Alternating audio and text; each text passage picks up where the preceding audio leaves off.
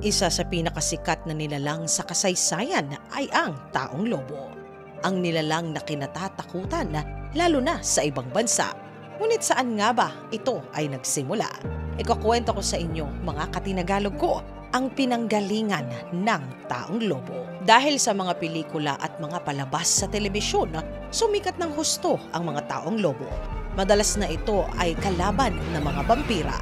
Kung ang kasaysayan naman ang pagbabasihan, ang siya nitong pinag-ugatan ay ang panahon pa ng sinauna na mga tao, ng panahon pa ng mga Griego.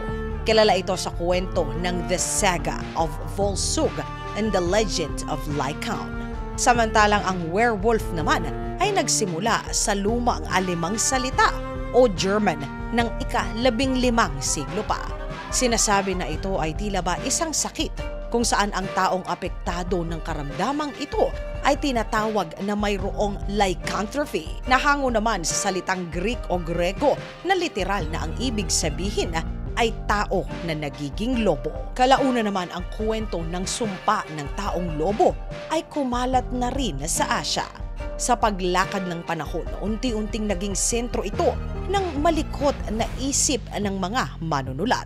Una itong naitampok sa libro na ang Frankenstein Meets the Wolfman na siya namang nailimbag ng taong 1943. Ayon sa libro na ito, ang isang normal na tao sa oras na makagat ng isang tao na may taglay lycanthropy, ito ay mahahawa at magiging isang taong lobo sa pagbilog ng buwan.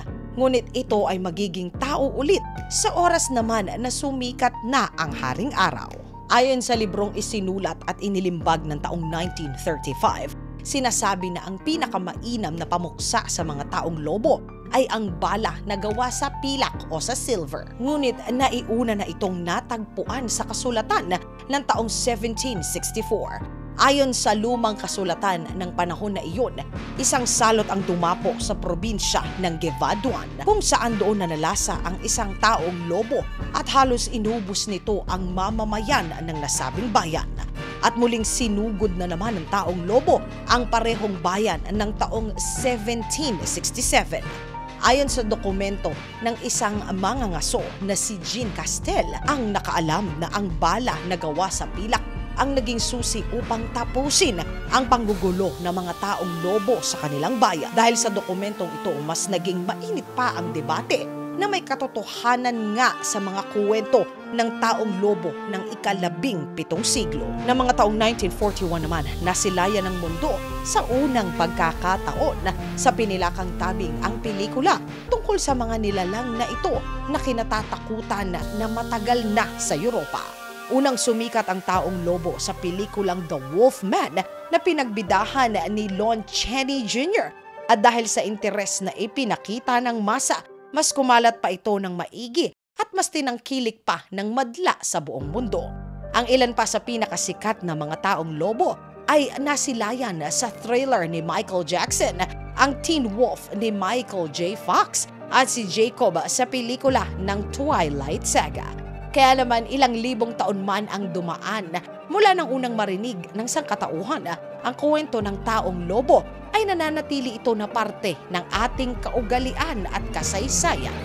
Mga katinagalog ko, kung kayo po ba ang tatanungin, naniniwala po ba kayo na may totoo nga na taong na lobo? Isulat po ang inyong saloobin sa comment section sa ilalim upang sama-sama naman po na ito ay ating basahin. Ang may pinakamagandang sagot po ay magkakamit ng 100 GCash loan. Mga katinagalog ko, maraming salamat po sa pagsama ninyo sa segment natin sa araw na ito.